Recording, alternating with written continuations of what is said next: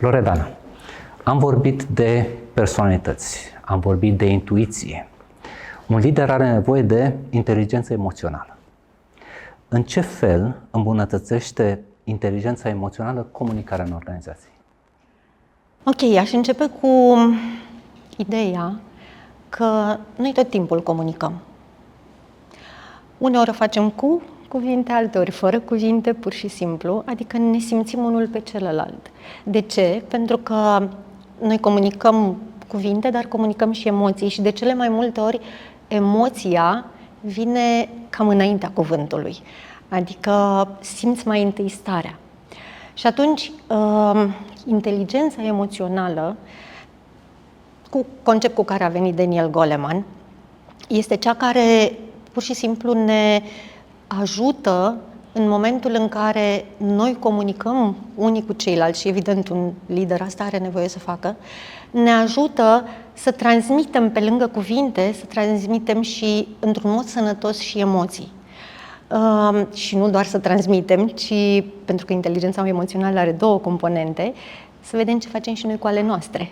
Pentru că degeaba încerc eu să-ți transmit ție ceva dacă în mine încă nu este liniște. Nu o să-mi iasă, așa spune și Goleman. Și cum poți să-ți dezvolți asta? Ce strategii ai putea să abordezi ca să-ți dezvolți inteligența emoțională? Cum spuneam, inteligența emoțională are două componente. Vorbim odată despre inteligența emoțională intrapersonală, adică eu și emoțiile mele. Și mai vorbim despre inteligența emoțională interpersonală, eu și emoțiile celorlalți. Și atunci, dacă vreau să îmi dezvolt tot ceea ce ține de zona mea de inteligență emoțională, am nevoie să merg pe ambele. Și cel mai sănătos ar fi să încep cu, evident, intrapersonalul, să încep cu mine. Pentru că, așa cum ziceam, degeaba încerc să o fac cu tine dacă la mine e ceva. Și pe inteligența emoțională intrapersonală, ce am constatat eu de-a lungul timpului, pentru că vorbesc despre lucrul ăsta de mai bine de 10 ani și mă pregătesc la rândul meu, cel mai important este să învățăm să ne cunoaștem și să ne acceptăm emoțiile. Pentru că e o realitate. Nu am fost învățați. Uite, fiica mea, care are 14 ani, încă de la grădiniță avea atelier de modelat emoții. Super tare! Generația noastră, ce sale emoții? De ascuns emoții făceam noi. Aia-i, exact. Și acum îmi vine în minte și un citat al lui al generalului Richelieu, care, apropo de comunicare și de emoții, el zicea în felul următor că cuvântul i-a fost dat omului să-și ascundă gândurile. Oare cu emoțiile cum o fi? Bun, revenind pe foarte scurt. Deci, când vorbim de intrapersonal, să ne cunoaștem emoțiile și să vedem ce facem cu ele, adică să ni le gestionăm, nu să le controlăm. Controlul înseamnă, de multe ori auzim despre controlat emoții. Controlat înseamnă reprimat și refulat. Le țin în mine și mă duc acasă și dau cu toți de pereți. Sau, dacă nu acasă, peste o zi, 2-3, dau cu toți. Așa. Pe partea de interpersonal, același lucru. Fix același lucru. Adică să încerc să le cunosc emoțiile celorlalți, să recunosc ce simți tu și să văd ce pot să fac ca să te ajut cu emoțiile tale. Cam asta este esențial. Iar ca lider, ce abilități are nevoie pentru a îmbunătăți, coeziunea în echipă? Am întâlnit de atât de multe ori întrebarea aceasta.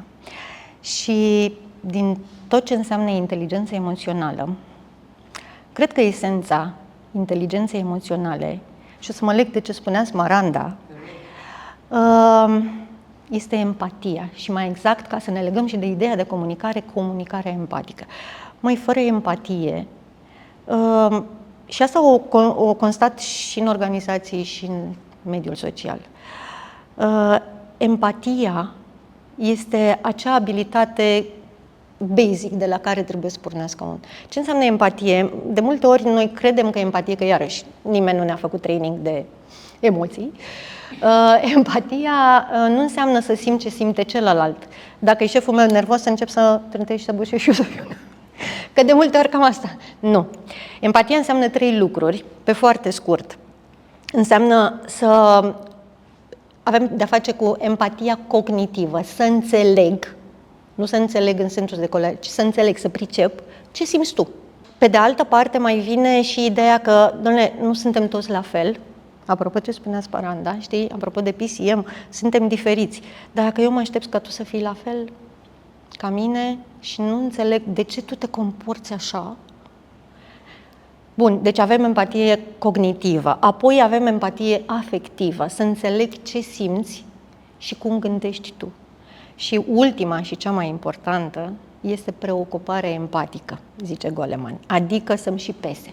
Înțeleg cum gândești, înțeleg cum simți și îmi pasă real de asta. Iar pentru un lider, esențial este să-și cunoască, da, important să-și cunoască echipa, evident, că altfel nu deleagă, nu comunică, nu face lucruri, dar e important să se uite și la om, la cum este el și să se ducă cu această comunicare empatică, să-i arate că-i pes. Pentru că una din nevoile noastre cele mai mari de când suntem în burtica mamei este nevoia de a fi văzuți și auziți.